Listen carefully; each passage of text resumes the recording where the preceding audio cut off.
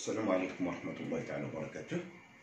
Bon, il va dire deux exercices sur les espaces vectoriels, l'algèbre linéaire. Bon, pour l'exercice 1, soit f appartient à L de EF, c'est-à-dire une application linéaire de EF avec EF des espaces vectoriels sur K. H', un sous-espace de l'arrivée. Montrer que f-1, l'image réciproque de cet espace vectoriel, est un sous-espace vectoriel du départ. Donc voilà l'idée. Vous avez une application linéaire de E vers F, un sous-espace de l'arrivée, et on vous demande de montrer que f-1 de H est un sous-espace vectoriel de F. Donc bref, j'ai mon application linéaire de E vers F, et j'ai un espace de l'arrivée, on le note H'. Donc par définition, vous savez que c'est l'espace H, c'est l'ensemble des X appartiennent au départ, E, tel que f de X appartient à H'. C'est par définition.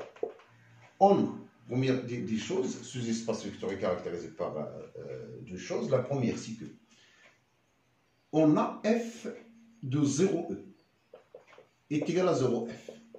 Et comme H, sous-espace vectoriel, 0f, il appartient à H', car tout sous-espace vectoriel contient le vecteur nu, car H' est un sous-espace vectoriel de F.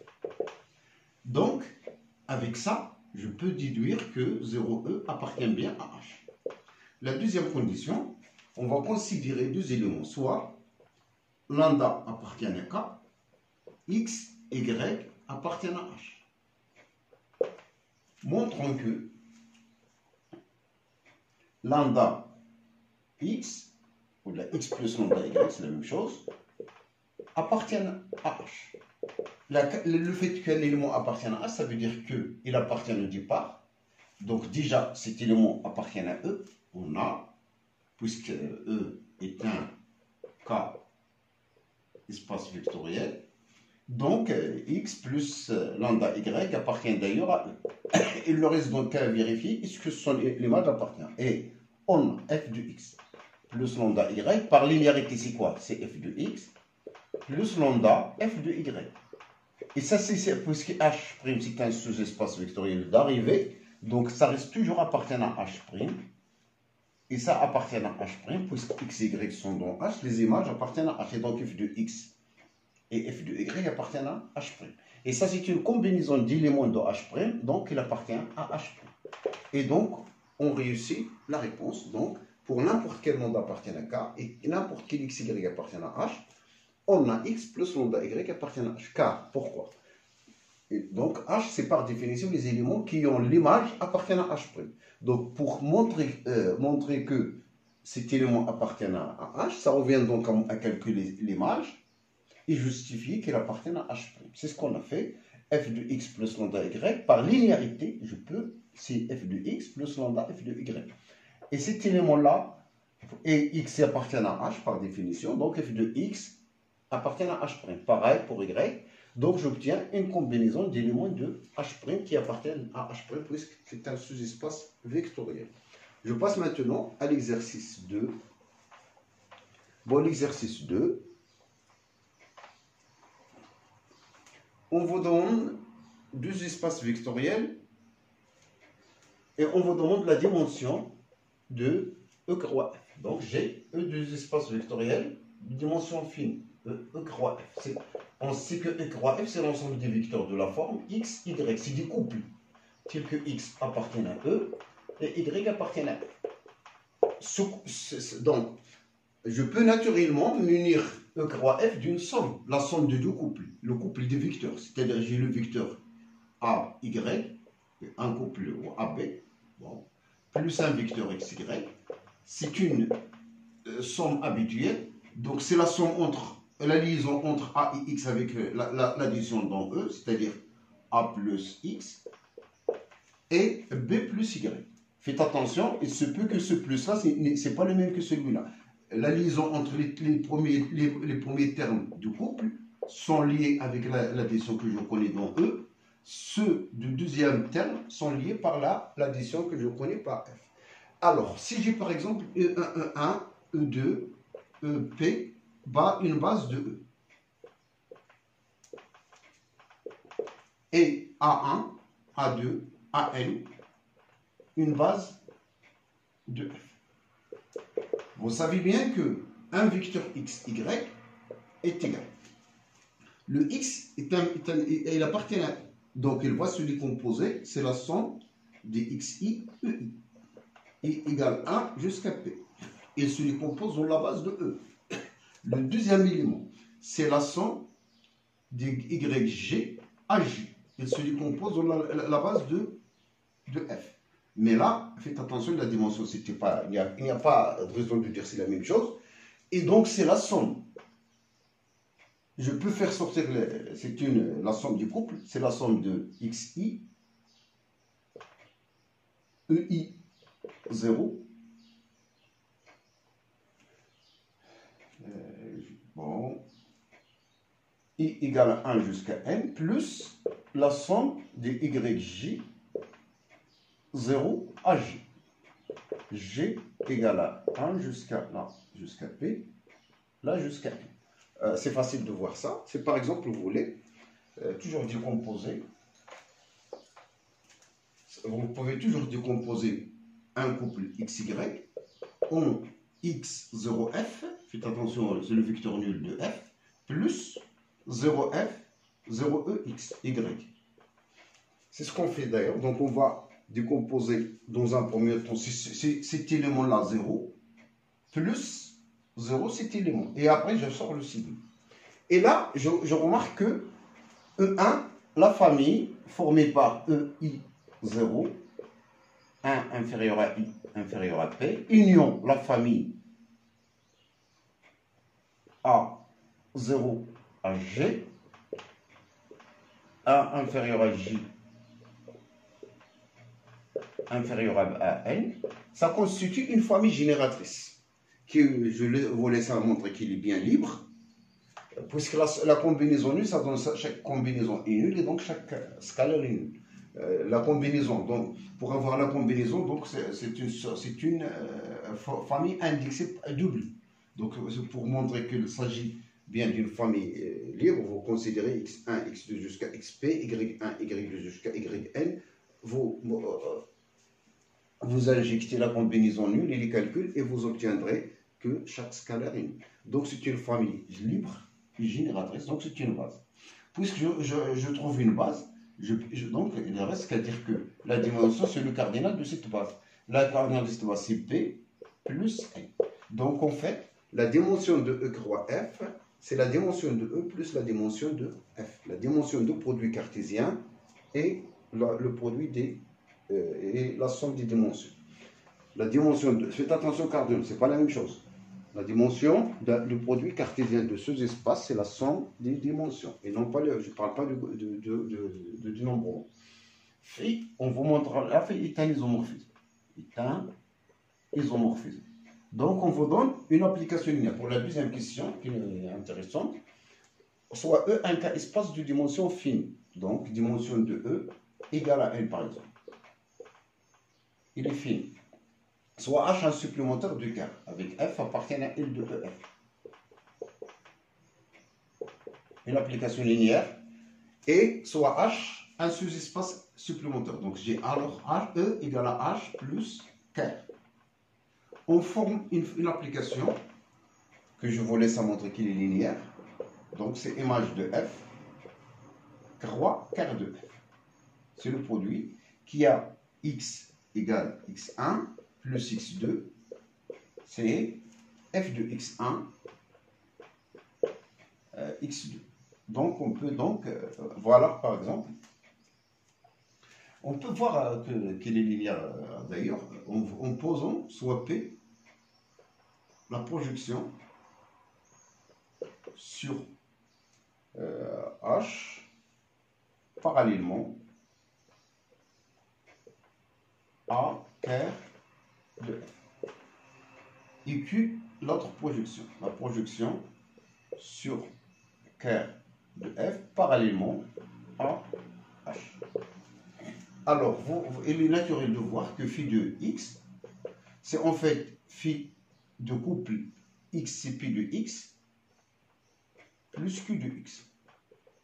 Et ça, c'est quoi? c'est l'image, c'est F. C'est quoi X1? X1, c'est Pi de X. C'est la projection sur H parallèlement à R. Donc, c'est Pi de X. Ça, c'est F, c'est le couple, virgule, F, Q de X. Et donc, c'est des applications linéaires. Donc, ça vous donne aussi que ça, facilement, ce sont des applications. Donc, c'est une sorte de projection.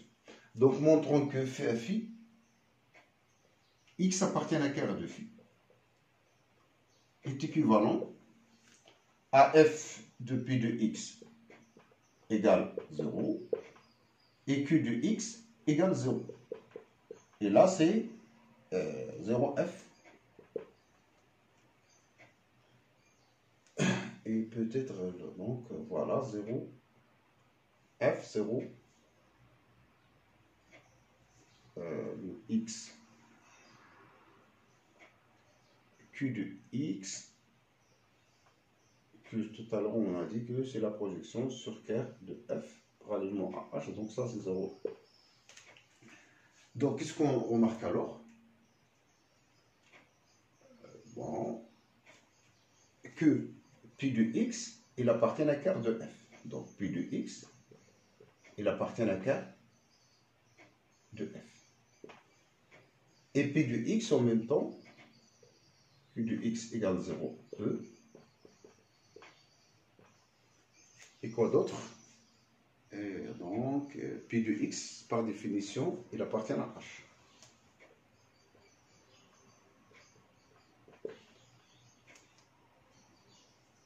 Donc, pi de x appartient à cœur de f et il appartient à h. Donc, cœur de f inter h, vous savez bien que c'était le vecteur. Donc, pi de x égale à 0. Donc,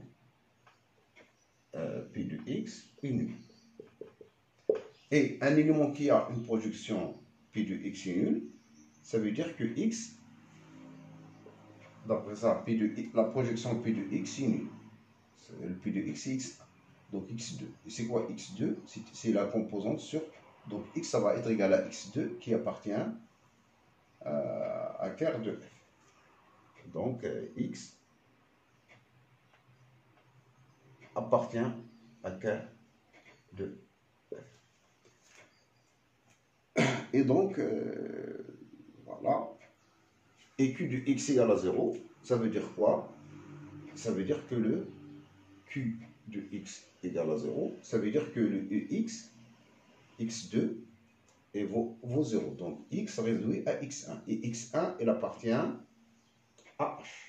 Donc le x, donc x, q de x, c'est x2. Donc x égale à x1. Mais x1, il appartient à h. Donc on obtient donc x appartient à h interquart de f. Et par ailleurs, h interquart de f égale à 0, puisque la somme est directe. Donc voilà. Donc notre x appartient à quart de f inter h, qui réduit bien sûr par définition de ce fait, du fait que ces espaces supplémentaires à 0. Pour la surjection, on part. Donc pour la surjection, donc là, pour montrer qu'une application est injective, il suffit de montrer une application linéaire injective. On montre que son noyau réduit à 0. Maintenant, je pars soit deux éléments, soit donc deux éléments A, B qui appartient à image de F, 3 quarts de F. On va montrer que ça admet un antécédent. Alors, donc, le fait que A appartient à image de F, ça nous donne que A, ça s'écrit, c'est un f de x, tel que x appartient à A. Et B appartient à quart de F, ça vous donne directement que B est égal que f de B est égal à 0. On va poser x et x1 plus x2. Donc, ce x-là, il appartient ne départ, se décompose pour cette écriture, ça qui appartient à h et ça qui appartient à k. Donc, par définition, f de x, c'est f de x1 plus x2 qui est égal à f de x1 plus f de x2 qui n'est rien d'autre que 0. Donc f de x, c'est f de x1. Donc le A, c'est f de x1. Et B est f de b égale 0. Donc on va considérer alors l'antécédent y, on le pose y, c'est x1 plus b. Ça, c'est un élément qui appartient à x1 plus b, c'est un élément qui appartient à h. Ça, il appartient à k. Et tout ça donc appartient à... Donc f de y, de cet élément-là, ça vaut alors AB, clair. Donc f est surjectif. Et donc, c'est un isomorphisme d'espace vectoriel. Et un isomorphisme d'espace vectoriel, s'il y a un isomorphisme entre deux espaces vectoriels, alors la même dimension, ils sont en dimension finie, à connaître par cœur. Si vous avez deux espaces vectoriels de dimension finie, l'existence d'un isomorphisme entre eux assure déjà que la même dimension. Et lorsque vous avez deux espaces de même dimension, pour montrer qu'il s'agit bien d'un isomorphisme, il suffit de montrer une seule chose, l'injection ou la surjection. Je passe au théorème de Rond. Donc on a formé une application linéaire de E vers image de F croix carré de F. Phi est un isomorphisme d'espace vectoriel. Donc dimension de E est égale à la dimension du produit cartésien, image de F croix carré de F. Et par la première question, c'est dimension de image de F plus dimension de quart de F. Et donc c'est le théorème de Rond. Donc dimension de E, c'est le rond. La dimension de image de F, ça s'appelle le rond. Plus dimension de quart de F. Donc voilà, j'arrête à ce niveau. Je vous remercie. À la prochaine.